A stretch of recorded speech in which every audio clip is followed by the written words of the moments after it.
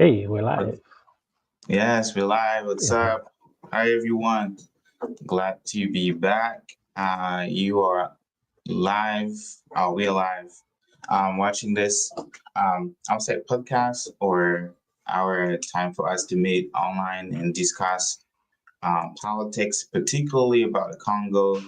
My name is Gaetan. I'm the one of the coordinators for Friends of the Congo. I'm glad to be back after a couple weeks away. And then we're going to have a lot to unpack today and discuss. My guest, who's really not really a guest, the executive director of Friends of the Congo, Maurice Carney, is here with us to kind of like help us unpack what we have been seeing. So, Maurice, how you doing? Good guy time. Good to be back in the flow with our Friday live sessions, and Yes, I indeed. hope Akili Mali, who is just on with us, he can get back on and join us, so that he can provide us with some insights from what's happening on the ground in Kinshasa and elsewhere in the country. Yeah. And greeting everyone for watching us. I think we are live on X, on YouTube, on Facebook, and of course on Instagram. But I since it's been like couple like 2 weeks that we haven't done this, and even myself and Brother Maurice, I will tell you that I was kind of lost about what was going on in the Congo, and so I just thought that maybe we can like do like an overview of like what we missed. But before we dive into that, we're gonna be discussing a few points. Obviously, trying to unpack um, um, what is at stake for the Congo. Uh, um, like the Congolese minerals. And so there was a Trump administration peace deal for Congo. That's the first point. The second is the Microsoft, Bill Gates, and Amazon's Jeff Bezos lithium venture in the Congo, with a startup led by a Congolese, and I think we gonna touch on that. The third point, which we had discussed that, or we touched on that a little bit in one of our labs, that was like maybe last month. And we will discuss the former Blackwater's founder, Eric Prince, and also the mercenary proposal for Congo. And then we will discuss the President Felix Tshisekedi's $3 trillion minerals for security deal with the United States. That's essentially the point that I would like us to touch on, that we are going to touch on today. But before that, like a lot of things happening, and I'm gonna bring brother Akilimali up. Yo, Akilimali, how you doing? I'm fine. I'm fine. What about you? We're good. We're good. I'm glad to have you live with us. Safe.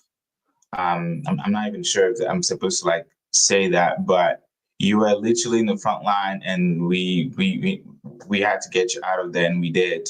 And so I'm glad that you're safe, and still being able to provide us um, with news updates, what's going on the grounds in the Congo.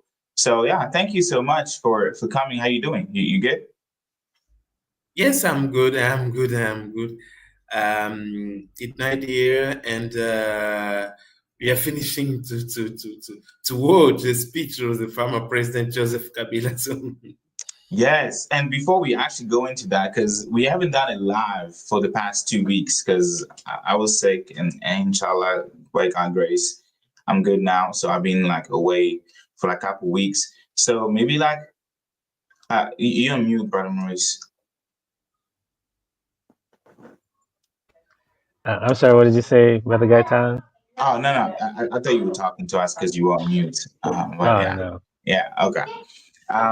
So yeah, and because I was away, and we haven't done a live, so I thought that you would probably like take us through like an updates, things happen in the Congo, things that have happened in Congo for the past 2 weeks, If you can give us like a rundown up until today, with as you mentioned, the address to the nation of the former president Joseph Kabila, and he spoke for half an hour, or maybe a little bit over half an hour, which was the first time. I think that was the longest that he has ever spoken. Personally, I've heard him, and then he said that he finally had to come out and break that silence. And he said a lot of things, and I also want us to unpack that. So yeah, if you can take us, like, what are the things that we missed for the past for the past 2 weeks? I think so many things. There is so many information these last 2 weeks here in the DRC. We will begin by the east, where in the area of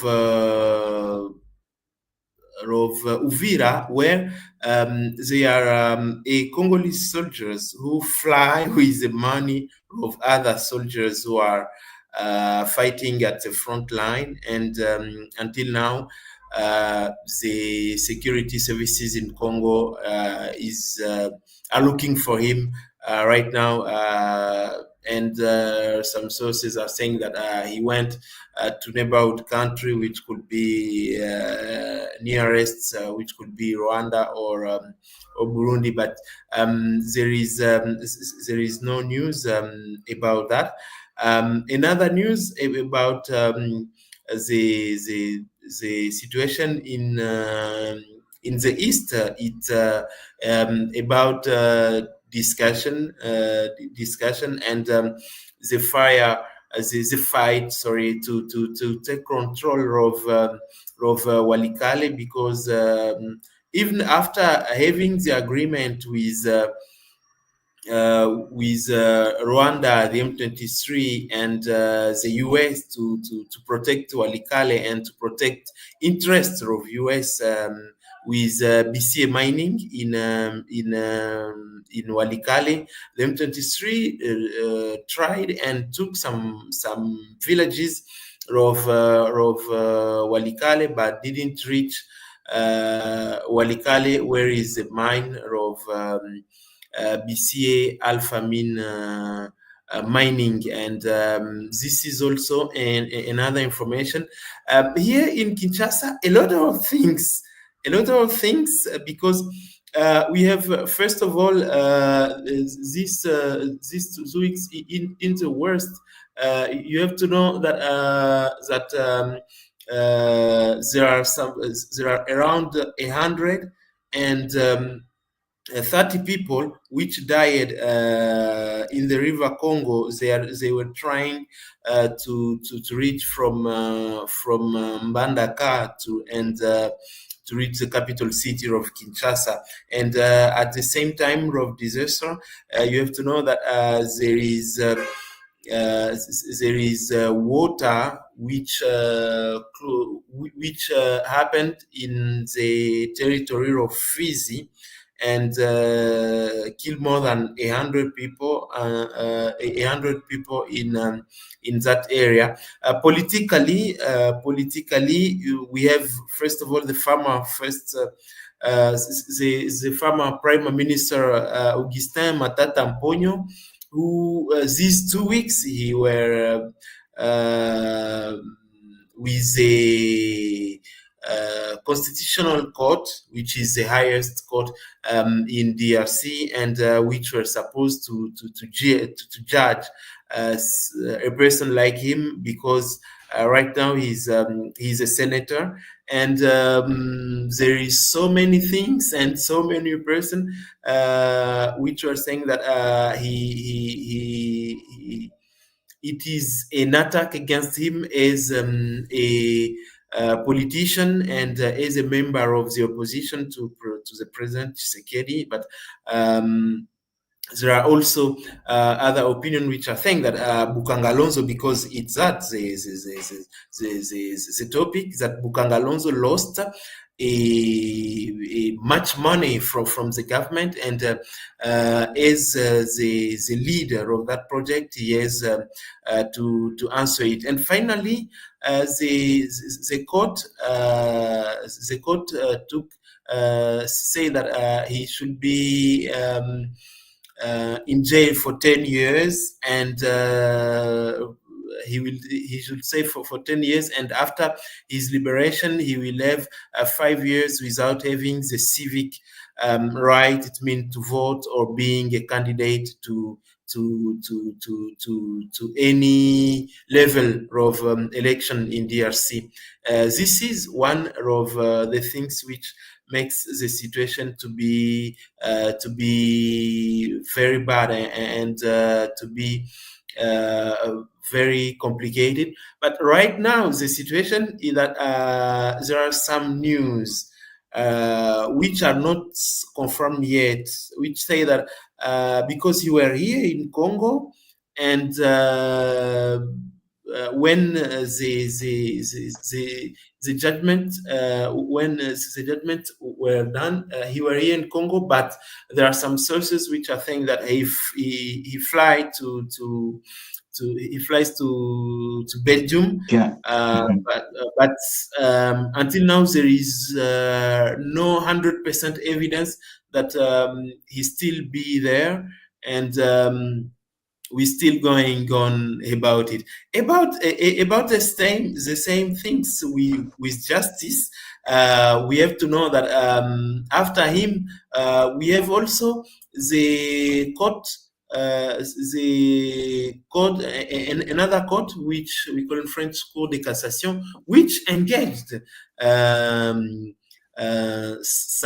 case against Constant Mutamba, which is the Congolese Minister of Justice, and they asked him to answer to an issue of around $18 million, which were sending to a company to build the prison of Kisangani in the province of Chopo. And the court sent a letter to the National Assembly in Congo to ask it to withdraw the immunity of the immunity of Constant Mutamba, and Constant Mutamba himself is saying that it's only a political war, and they're using only justice, and he will show how and how the situation is going, and how things it's only a machination, which is we still see what will really happen. And the latest news, as you know, is about also justice. But justice with Senate, with the president, the former president Joseph Kabila, which finally the justice, the military justice in Congo, decide to organize a suit against him, and finally they asked to the Senate, as right now he's a senator, because in the Congolese law, in the Congolese constitution, they are saying that as a president, after being a president, you will become, without even be voting, you will become a Senate, and right now as a Senate, and finally the Senate organized a special commission with 40 senators, and all of them vote to withdraw the immunity of the former President Kabila. Yes, and finally the Senate, all the Senate vote to withdraw them yesterday, and today finally today in the evening at at around um, 7:30 p.m. in the time of Kinshasa. He did his speech after 6 years, after 6 years, without seeing him giving a speech to the nation like that. He were only speaking shortly with some short interview and whatever. And we have uh, we have like 3 years he didn't speak anything. Mm-hmm. And Yeah. the Congolese, we were waiting for what he will say, and what will he answer about the allegation of the government of Kinshasa to say that he has he's a collaborator of the I'm M23 23. and Mm-hmm. Rwanda. What he didn't answer, really, he really didn't answer about it. And so people are still like hunger to see when he will speak again, because he Yeah. really didn't answer to so many questions. And Yes.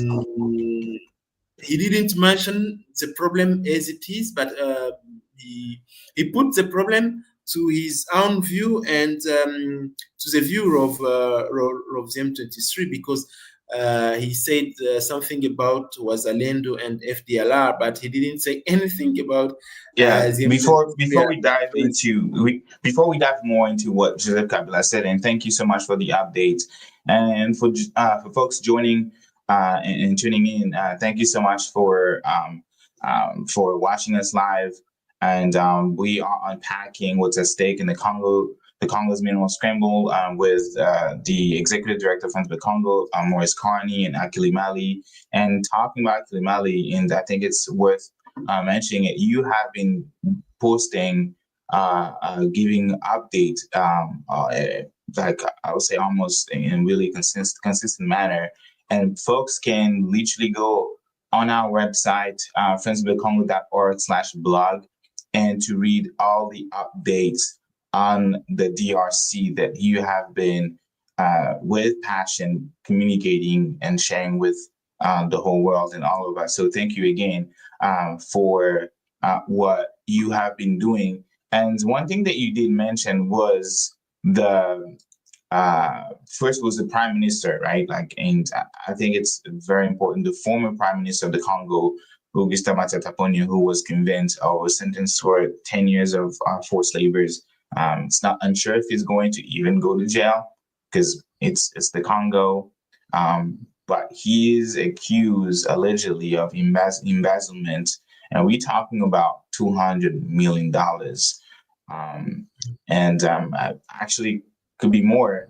Very interesting when you you go to, because the folks that he was able to, I'm not sure if I can show that, build a university, and that was like outside of what was planned by the Congolese budget, right? Like it was really outside of that budget planned for that year, or for the year.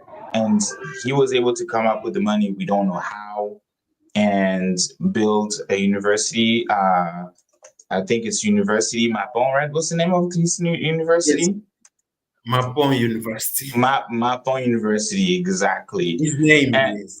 yes, and it's very interesting, because when you look at the plaque of like where, like at the entrance, right, of the university, it was, you will see it's written Teke Funguome, which is one of supposedly the folks or the institution that provided the money for that. And Teke Funguome is one of the biggest. Brother Maurice, would you say about Teke Funguome? It's the biggest Yes. copper mine in the world. One of the biggest in the world. I don't know if it is the biggest, but Yes, yeah. one of the biggest copper mines in the world, and they officially donated money there. So now that there is that sentence, right, that came at the end, and saying that much of the money well, the money used to build that university outside of the Congolese budget was stolen. And to me, it's curious that there is only Matata Ponyo that was sentenced. Like, what happened to the Minister of Finance at that time? What happened to the head of the central bank, the Congolese central bank? Because when it comes to like spending money, you cannot just have the prime minister of the Congo being accountable. Like, there is like a chain of command, a chain of folks ordering the money to be spent.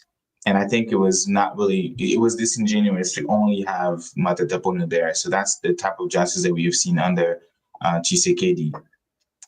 And then you did mention Joseph Kabila, and I'm going to pull his picture in case the audience don't know who that person is. He is the son of Laurent Désiré Kabila, and see, open image. And he came to power in 2001 after his father's assassination. So he arrived with the AFDL militia group, which was backed at that time by Rwanda and Uganda. So to me, it's essentially similar to what we've seen today with M23. So he came. He was actually he was in the army, and then another one was James Kabarebe, who was actually the chief of staff of that the AFDL. And then after his father's assassination, he became president. Don't ask me why. I don't know. He was one of the youngest in the army. But 29 years old. 29 years old, he became president. Jeez. And two of the first stops he made was at the Elysee in Paris, and the next one was at Washington in the White House. That's crazy. 2001. I was really young. I was still a baby. And he maybe worth pointing that he appointed Dan Gertler as a Israel billionaire to speak on his behalf and vouch for him and say that he will be the man to bring peace in the region, because the Congo was invaded, like we always said, at the Congo invaded twice, in 1996 with AFDL and the AFDL, and in 1998. And then there was a war with other militia groups backed by Rwanda, backed by Uganda. And the country was divided into, like, I would say, 3 regions, essentially. And he was able to go through that, manage through that, I would say, chaotic moment. And he led the country for 18 years. 18 years that he led the country. And finally, during the elections in 2018, this election was neither democratic nor fair, and somebody else had won the election, but for some reason they proclaimed Felix Tshisekedi president. And in Akil Malian today, didn't he mention something about the accord? Brother Maurice, maybe you too. Did you watch his speech, Joseph Kabila's speech today? Yeah. I watched his presentation.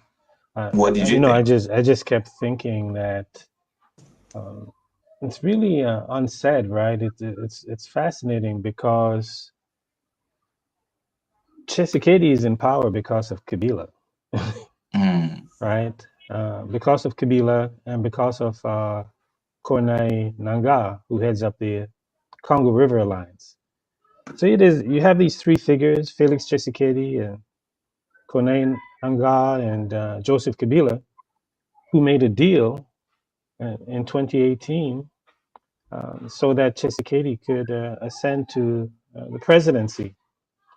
And now both of them, both Corneille Nangaa and Joseph Kabila, are coming in and saying, hey, we got to get rid of this guy. Well, you're the ones who, without you, he wouldn't be in power, right?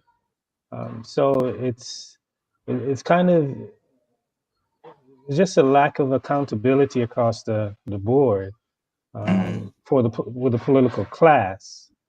Um, so the big takeaway is the lack of the voice of the Congolese people. How I don't know. I think we talked about a little bit, Gaitan, how the will of the people are the big challenge is that the Congolese people clearly staked their choice, just like they did in 1960. They're like, okay, we want the Congolese national movement, Patrice Lumumba, to lead our country. The U.S. comes in and said, no, that's not going to happen. We're going to overthrow him, assassinate him, and give you another leader. In 2018, Congolese people said, we want Martin Fayulu, good or bad, whatever. That's who we voted for. But Kabila, Kone Nangaa, regional leaders, the United States, foreign policy did an article on the role that the United States played in co-signing the stealing of the election from the Congolese people. So that just remains the central challenge, where the people's will is not being represented, or it's being upended. Whether it was in 1960 or today. Yeah, and Akinwande, you said it's been years, and honestly, I cannot recall when was the last time I heard Joseph Kabila. I don't think he even spoke while after 2018, after 2019, right? When Tshisekedi became president. So we've seen him speak through media, right? Like with news articles or op-ed, but he never really stood in front of a camera and spoke like he did today. He did that for half an hour, like I said. What was the mood of the atmosphere in the Congo, particularly in the street of where you are? Were people optimistic? Were they what was the mood waiting for him to speak? Yes, in Congo there is a big wait because Kabila is one of the key actors of the situation which is going on right now, because he's the president which put Tshisekedi here in power is Maurice saying he's the one who put with Corneille Nangaa Tshisekedi in power, and it's them who are fighting right now against him. And there are so many sources, including the priest and international observer of the election of 2018, which say that it was Martin Fayulu which were elected, but it was only the choice of Joseph Kabila to put their Tshisekedi, and they sign a kind of deal. What he mentioned in his speech today, that they are only him and Tshisekedi, two actors which sign that kind of agreement without saying what is really inside that agreement. Also, the Congolese were waiting for him because he's the one who were president when that agreement, which were facilitated by the president of Obasanjo of Nigeria, because the M23 is coming of the agreement which they call the agreement of the agreement of Goma, which were signed on 23 March 2009, and in that period, it was him. It was Joseph Kabila who was the president, and in that time, he signed with them with a movement which called CNDP, which were led by Laurent Nkunda politically and Bosco Ntaganda military. And after, when the M23 were here in Congo and took the town of Goma, I do remember I was so young, but I was not really young because It's like 12 years right now. They took the town of Goma, the M23, and it finally, him who was the president, who discussed with them in Munyonyo in Kampala, and finally they organized an operation which they call Pomorange, which were organized by the Congolese army with the support of South African, Tanzanian, and Malawian troop of the FIB, and they put out the M23 out of the Congolese territory in that time, and they went to Uganda. And also they came back to the Congo, because if you can see the M23 propaganda, they are saying that they are lion of Sarambwe. And that word, to say Sarambwe, it means it's an area in Rutshuru territory where they began, and they began to be in Sarambwe in 2017. And in 2017, it was also Joseph Kabila who were president, and finally they began to fight on 2021. But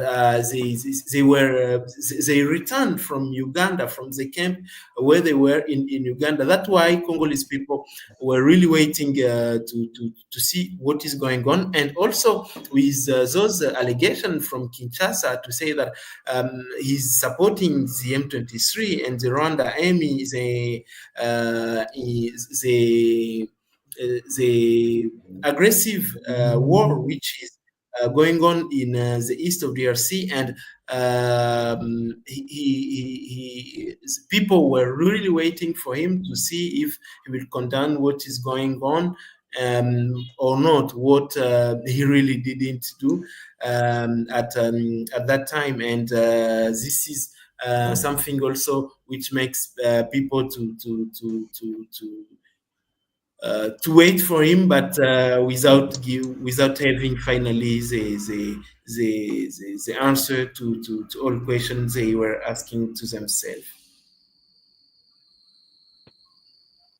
That's crazy, because yes, a lot of deal, and even the former French Minister of Foreign Affairs, Jean-Yves Le Drian, he talked about this deal in which the a sitting president will not even rig the election, right? But completely change the order or the outcome of it, and proclaiming that has not done before anywhere around the world, where you have the winner of the election, but we're gonna proclaim someone else, not the second one, but the third candidate, and that was Felix Tshisekedi. And the way the story goes, and even former President Kabila said today that there was an accord, like an agreement signed with Felix Tshisekedi when he was handed the presidency, about like what should be next, or what he should be doing. And President Joseph Kabila talked about co-governing the country, because his political party allegedly, because I don't think that's true, allegedly won the legislative elections. So all the members of parliament were from former President Kabila's political party, and then the opposition, Felix Tshisekedi, had won the presidency, which to me is almost impossible. For elections happening at the same time, the people cannot say, we do not want you as president, but at the same time they say, we want you, we want your coalition, we want your vision to actually take the leadership at the parliament.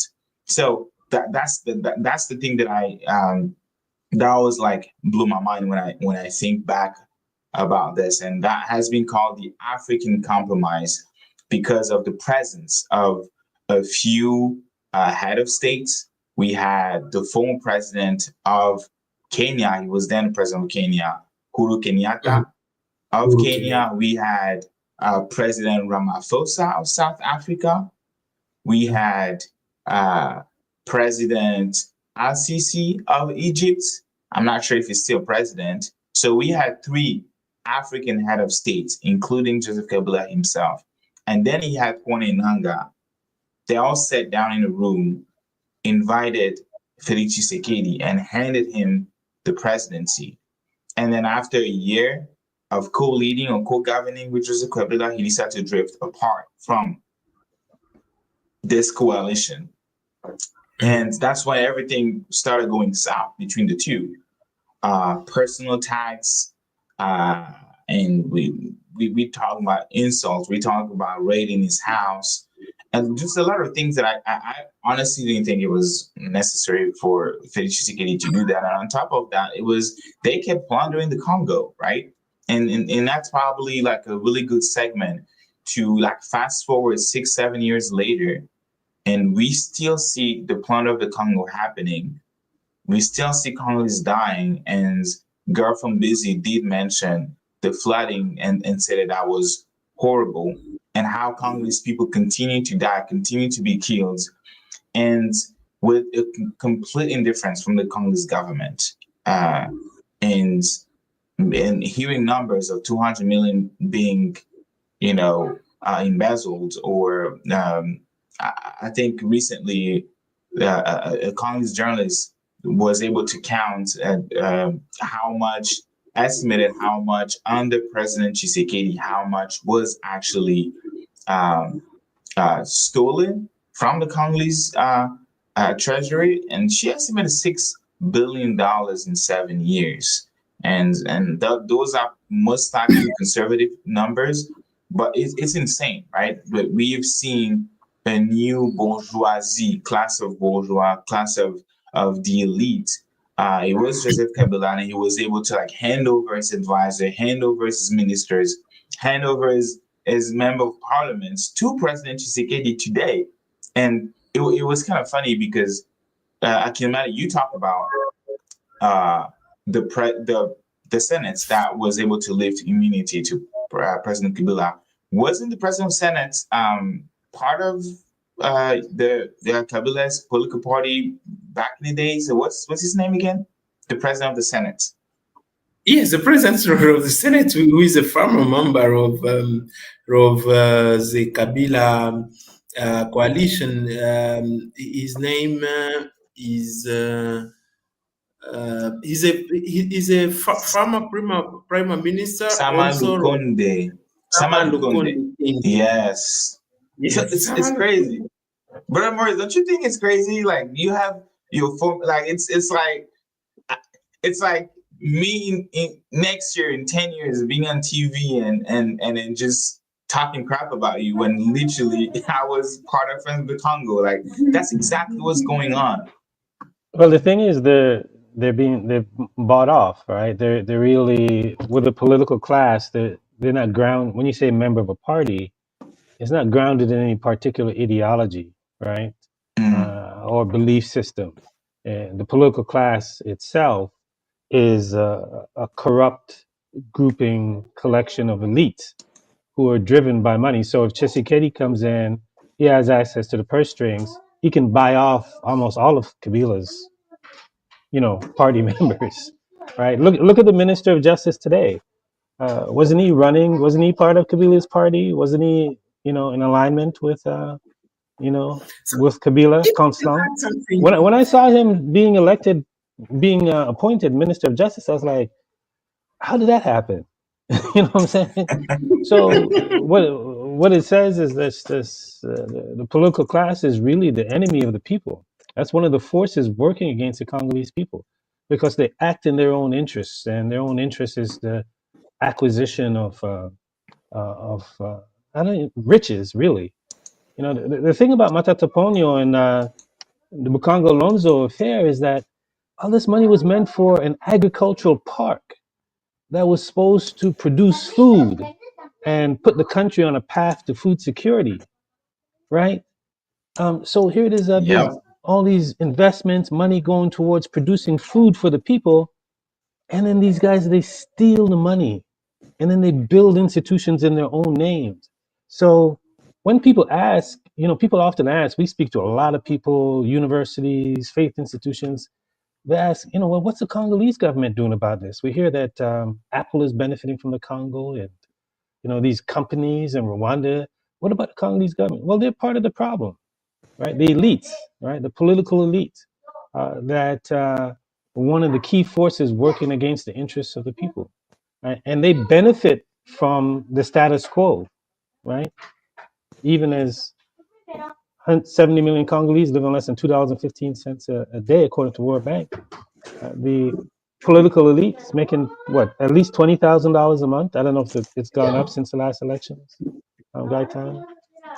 So, in understanding what's happening in the Probably. Congo, it's imperative that that people know that the Congolese government is, for all intents and purposes, the enemy of the Congolese people, based on their actions. They serve their own personal interests, and they serve foreign interests. And that's why last time we talked, shared with you that there are so many Congolese politicians in Washington, jockeying for position, jockeying for to be anointed by the U.S. administration, uh, for leadership position in the Congo. So that's one of the huge challenges of the Congo, for the people to really reclaim their own affairs, not solely from neighboring countries and multinational corporations, but from their own political elites, who don't act in their interests. Yeah.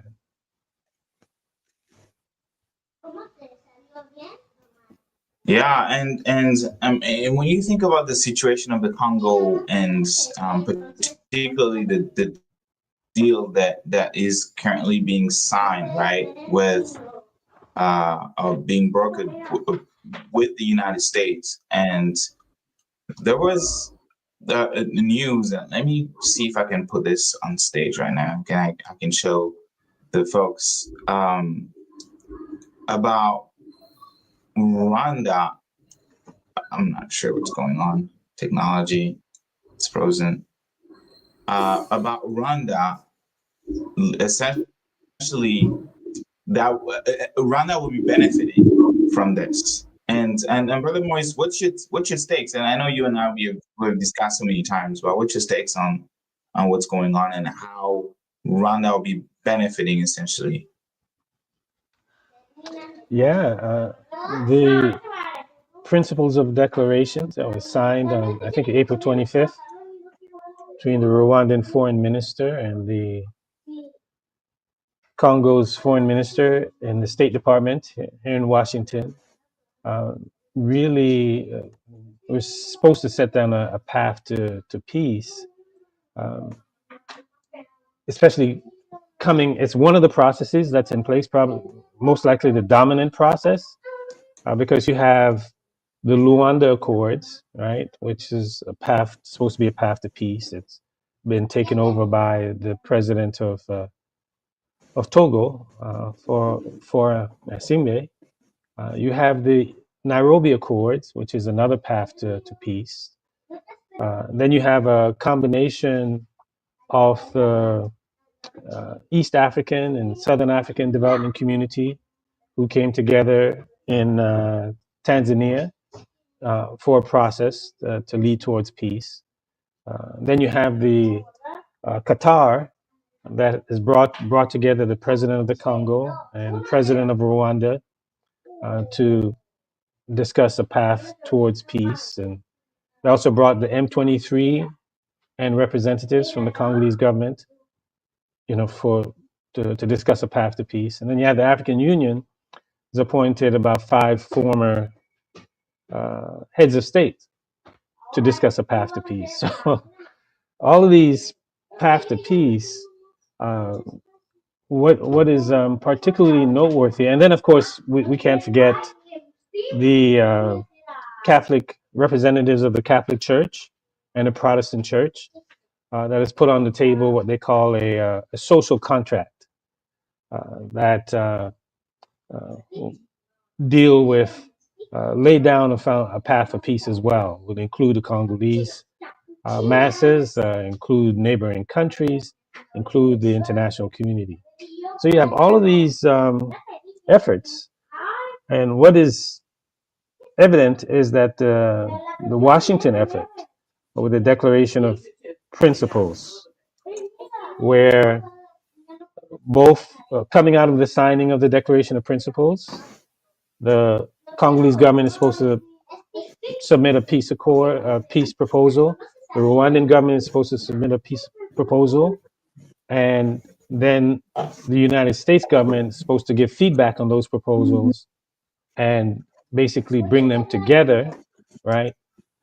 Which would ultimately lead to a peace accord where Donald Trump would bring President Tshisekedi of Congo and President Kagame of Rwanda to the White House for a signing at some point in June. African leaders need to be wary about going to the White House because it's like a reality TV show for Donald Trump. He's looking for ratings. Oh, He's looking for ratings. So, yes.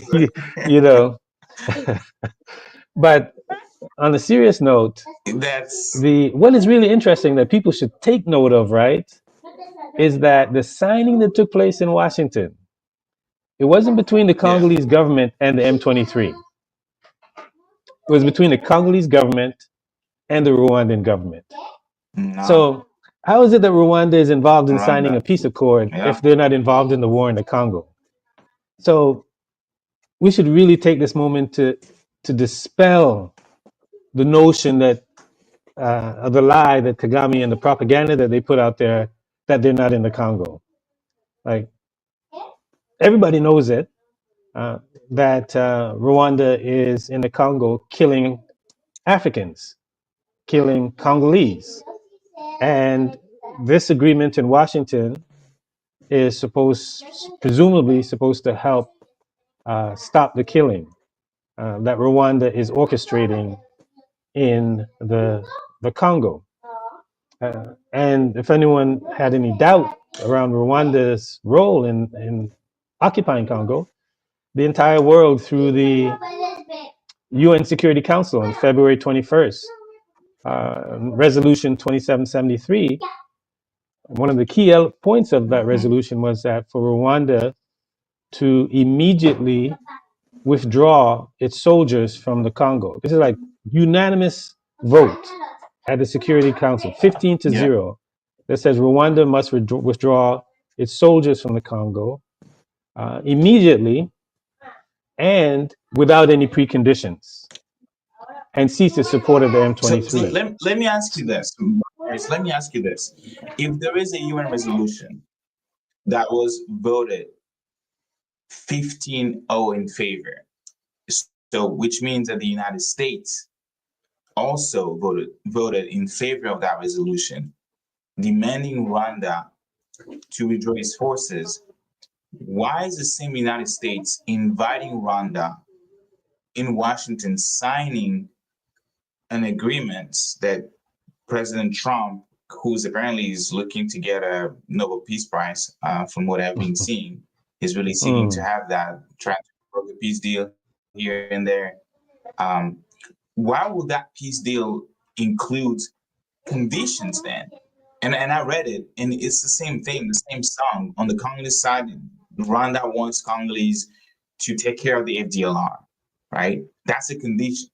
So why do you think that the United States, the UN, will go ahead and vote and say no conditions, Rwanda needs to leave the Congolese territory, but at the White House, or not the White House, Yeah, I yeah, mean, but you in know, Washington for, D.C., Marco yeah, Rubio put conditions. yeah. I mean, the reason is the same that it's been, right? Rwanda is at service to the West, to Europe, and to the United States. So the United States and European Union, France, UK, they're not going to go hard on Rwanda because Rwanda is still at service to them. At the same time, right? And I'll give you an example of how Rwanda is at service. The United States is sending deportees, folks that they're deporting, right, asylees, Yeah, to different countries around the world.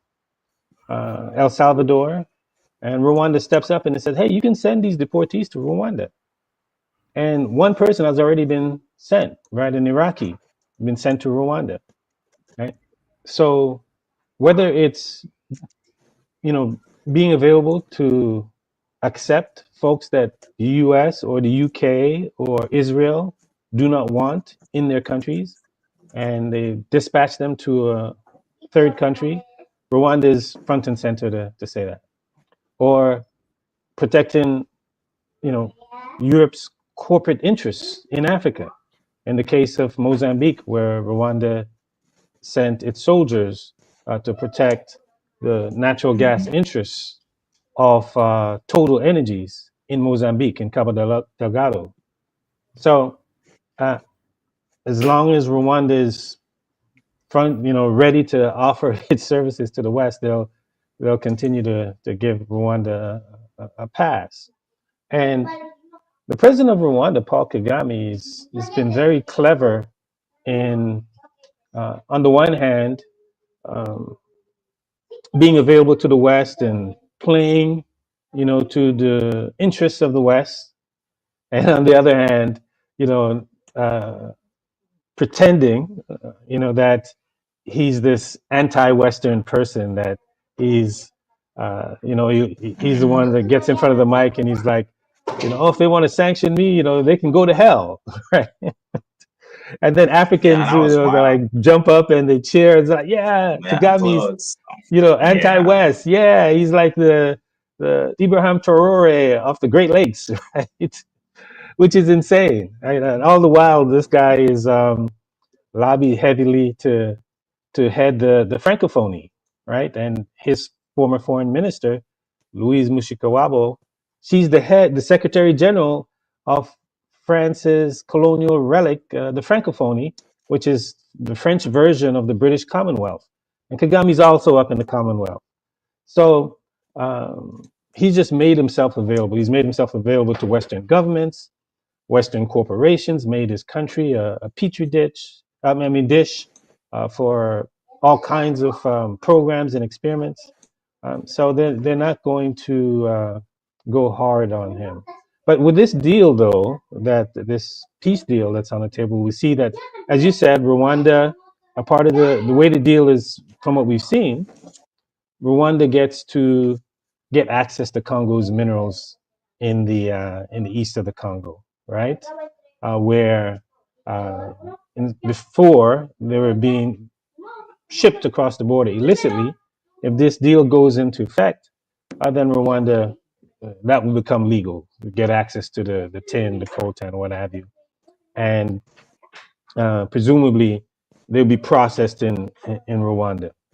The president of the Congo, Tshisekedi, what he gets out of the deal is he gets sustained power, right? That's what he's looking for. If the U.S. comes in, brokers a deal, then that um, limits the chances of M23 and even Rwanda moving to Kinshasa to kick him out, right? The United States is very clear. Marco Rubio and is the special envoy, Mr. Boulos, for Africa for the Trump administration, investments. U.S. investment dollars will uh, will be poured into the region, right? And we're talking about uh, quite large sums of investment that are going to be coming in. So Rwanda gets what it wants. Uh, Tshisekedi, political leadership in Kinshasa, gets what they want.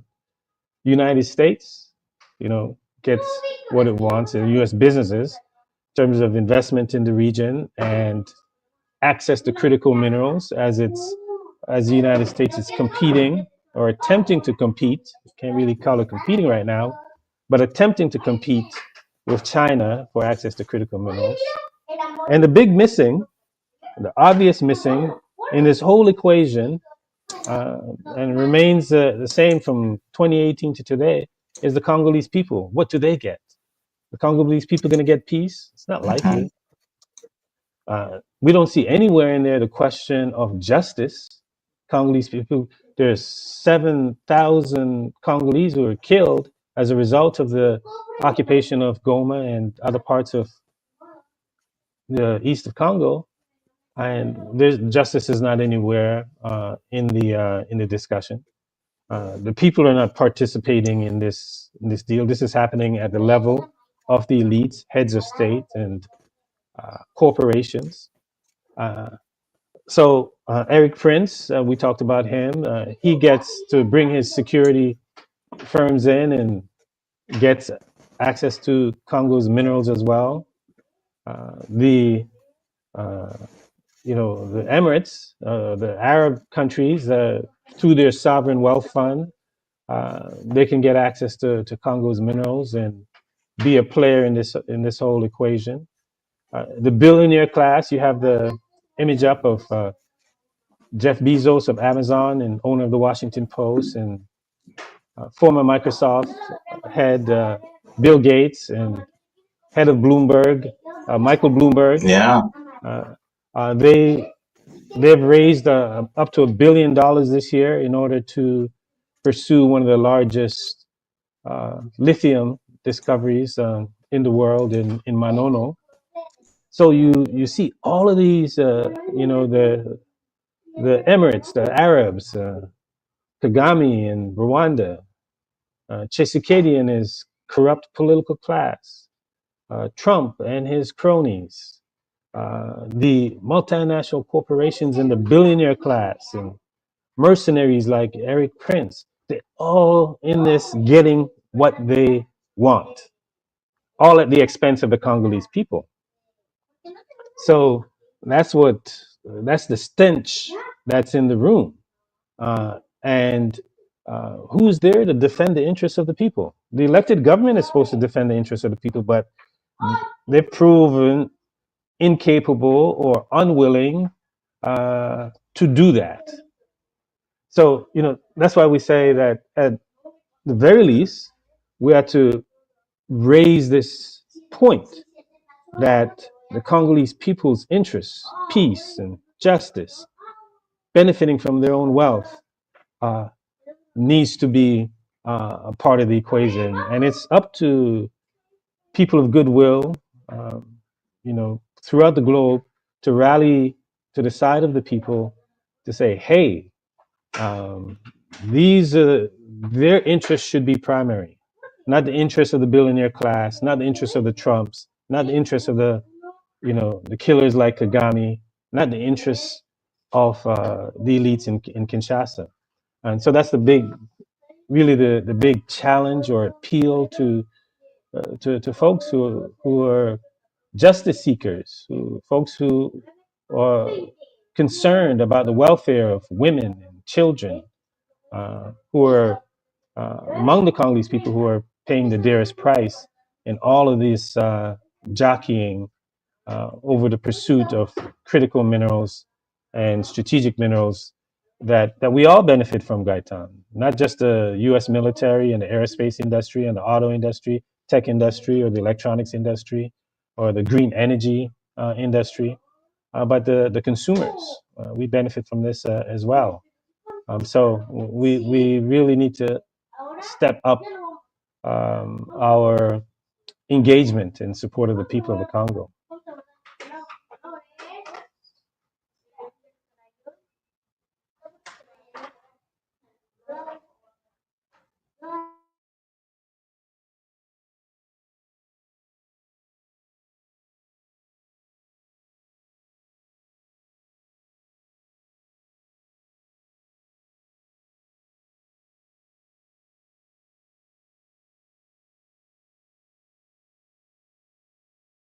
I think we were both on mute. I was gonna say we are a few minutes before we actually end the live, but I wanted to ask you a question specifically about this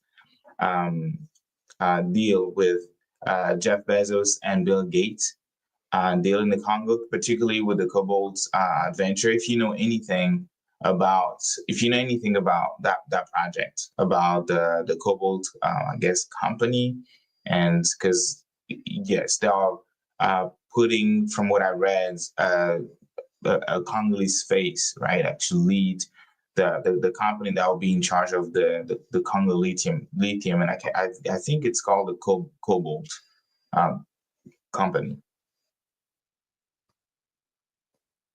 I didn't quite hear the question, Gaitan. What I heard at the end is if I know anything about the Yeah. If you deal. can, if you know anything in particular with regarding this deal and the Cobalt, how Jeff Bezos and Bill Gates ended up, pumping millions of dollars into this startup company called Cobalt. Cobalt, I think that's the name. Yeah, cobalt Yeah, yeah, metals. yes. In If you know They're anything, based in you can tell us. Yeah. Berkeley, Hmm. California. Well, this is not new. I think it was 2022. Vanity Fair published an article about cobalt metals, and they were seeking access to critical minerals for the energy transition. And the gist of the article from Vanity Fair was that they're trying to stay away from the Congo because of reputational risks.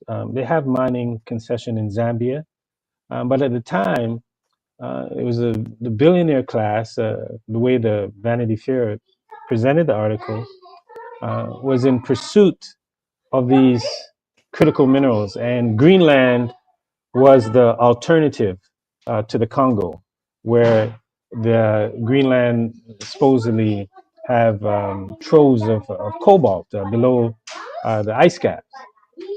So what has changed since that time is that uh, cobalt now is coming back, circling back to the Congo to see if they can acquire a mine that's the Manono mine that's been in dispute for some time. There's a company, Australian and Chinese company, AVZ, that Oh yeah. has been in dispute with the Congolese government about the ownership of the mine.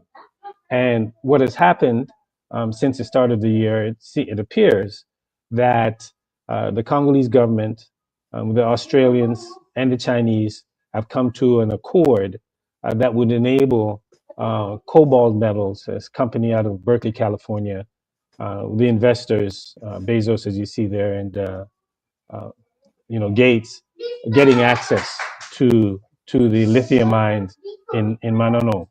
The Our partners in the Basanja Coalition, working with children and mothers in Manono uh, to try and provide some kind of support, because as the big folks come in, it's when the elephants, they say when the elephants fight, the grass get trampled. So they're seeing what kind of support they can provide to the women and children there in Manono. But the Bezos or Cobalt, they've already raised, from what the reports are saying, up to $1 billion Yeah, it's already insane. to pursue just this year to pursue the acquisition of the lithium mines. Now, what as you know, I think Manon, there's no infrastructure there for any value to be added locally. So, it's setting up for a situation where these resources be taken out of the Congo and processed elsewhere, with very little to no value being added. At least I haven't seen anything in any of the agreements yet. And this is particularly important because this deal that Tshisekedi has presented, some African intelligence says like a $3 trillion deal to get access to minerals. You know, there are really only sites in the east of Congo that are up for any kind of investment, because you have the Chinese companies that control the bulk, 70% or so of the copper and Hmm. cobalt mines in the old Katanga province. So there are very limited options for U.S. investors to get access to lucrative mines. I know they're looking at mines in the east that deal with pyrochlore, lithium, and though though that's where they're looking, and there may be even a possibility of Glencore, the Swiss mining company, selling off some of its assets as U.S. investors look to come in, especially with the backing of different departments in the United States that's going to be Maybe on backing some this, of these investments.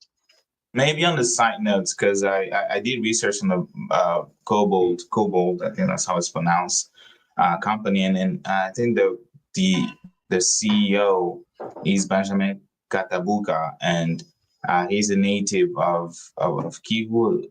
That's what it says, and people can read here. Born and grew up in the Ituri region, and he left Congo. So I think that's the same person, and he pretty much go on and says that he pretty much lived in a refugee, like he came to Switzerland as a refugee. So to me, his story is a little bit interesting, because how a former refugee in 2013 end up getting billions and billions of dollars, or nearly $1 billion of capital for him to start his company, right?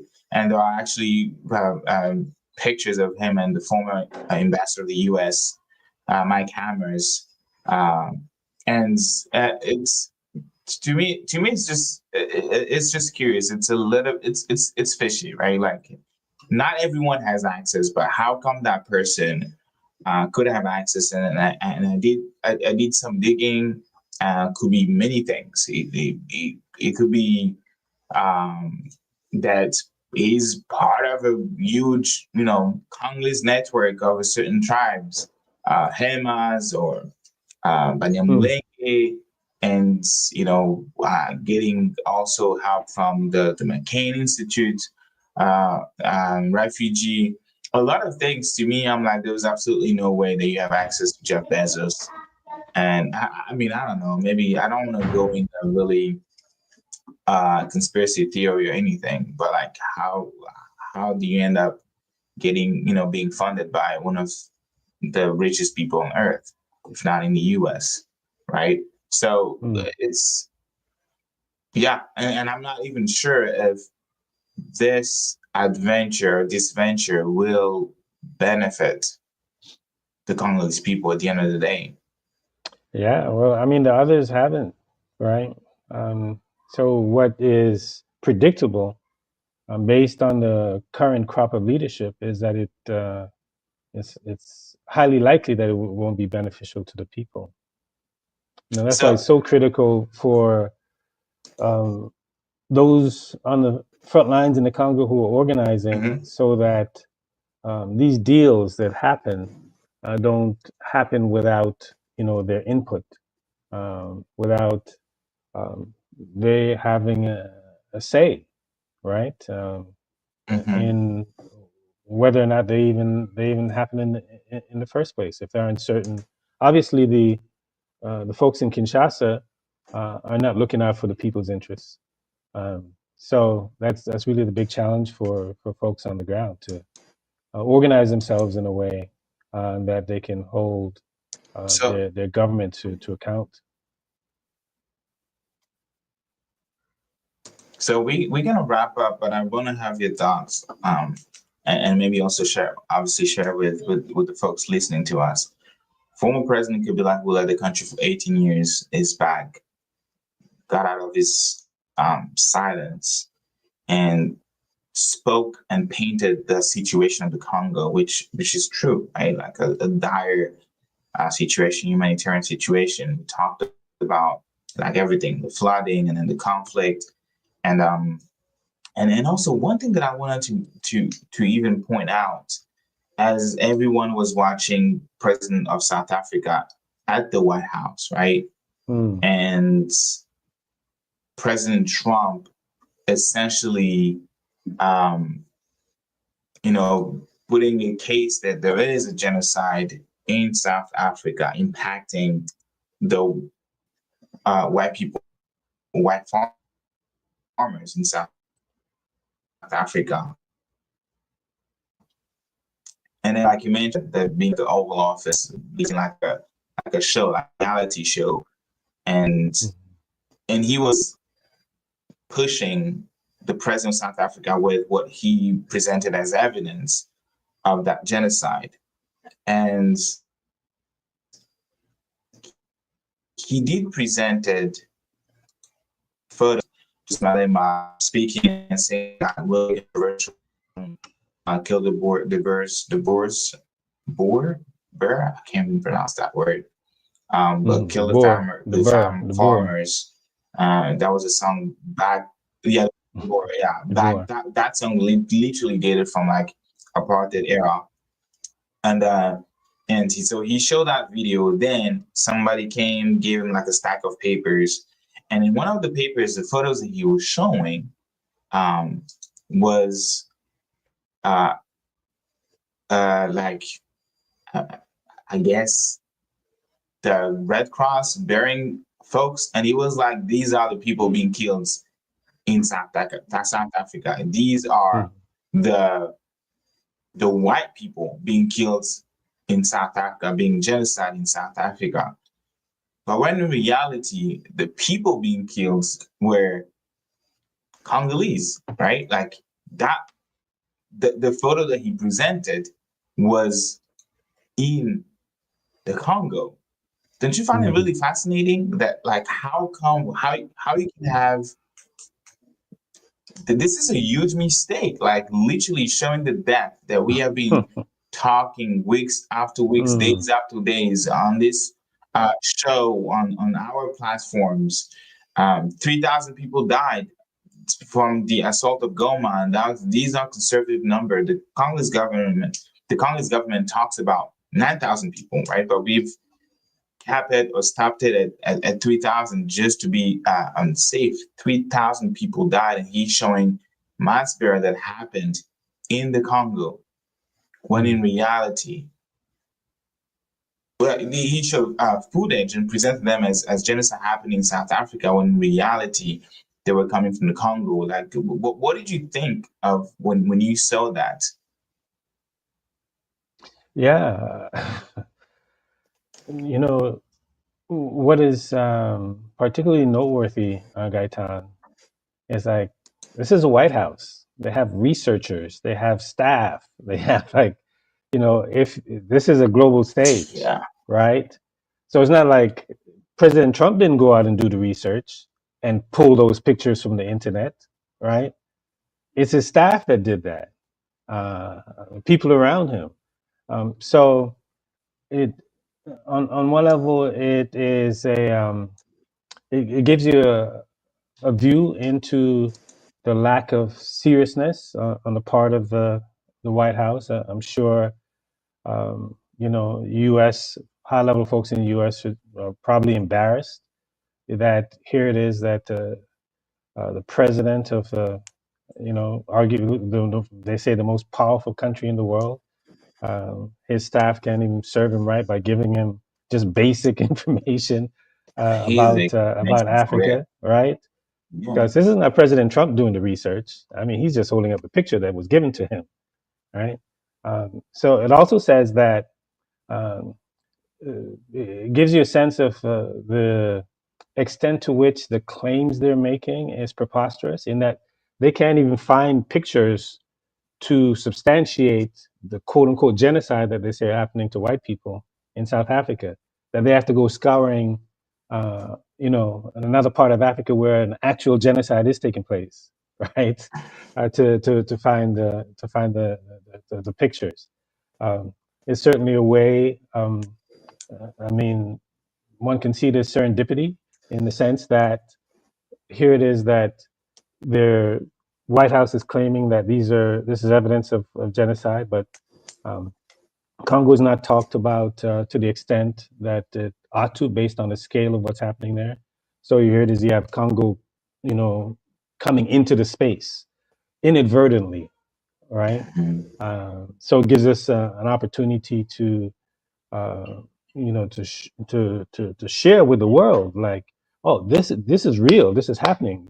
These are Congolese people who have perished as a result of the U.S. ally, U.S. backed nation invading and capturing territory on Congolese soil. So it's an opportunity for us to really drive this home to people. Like, this may not be happening in South Africa, but this is what's happening in the Congo. And here's the geopolitics behind it. It wouldn't be happening, and it couldn't have happened without the backing of the United States, arming, financing, training, providing cover for its ally Rwanda in the DRC. So there's just a whole lot that one can take from it, and probably the most important is for us to use it as a teachable moment. Um, for people who are still wrestling with what's happening in the Congo and all the moving parts, the different players, uh, and drive home the point that what is really key for us and for us to keep our eye on is what's happening to the people, what's happening to the women, what's happening to the children. Where is the question of justice? We're talking about all these peace accords.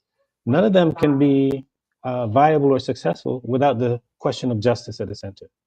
So Yeah. it's an opportunity for us to reinforce that point with the entire world that the Congolese people are, even in this instance, Gaitan, they're being served as fodder for President Trump's propaganda, right? Mhm. So that's the story. Like, here it is on every conceivable level that you can think of. Congolese people are fodder for reality TV in the White House, fodder for the billionaire class pursuing lithium deals in the Congo, fodder for the geostrategic battle between China and the Congo and the US In the in order to US. get access to critical minerals, fodder for neighboring countries like Rwanda and Uganda who want to control the riches in the east of the Congo, fodder for an incompetent, you know, leadership in Kinshasa that want to stay in power in spite of its inability to represent the interests of the people. So that's the lesson. Here's yet another example of the Congolese people serving as fodder, right? Mhm. In this case, for false claims of white genocide and propaganda coming out of the White House. And it's vital for us to uh, inform the world that we ought to mobilize to bring an end to the normalization of Congolese masses serving as fodder for our consumption, for pursuit of minerals, for all of that. Yeah. Yeah, thank you so much. And I think on these words, we're going to conclude our live. Thank you so much again. It was glad to be back Thank you. and discussing this with you. And thank you all for watching. Y'all were on X watching us on Facebook, on YouTube. I appreciate y'all. And we're going to be back actually on Monday.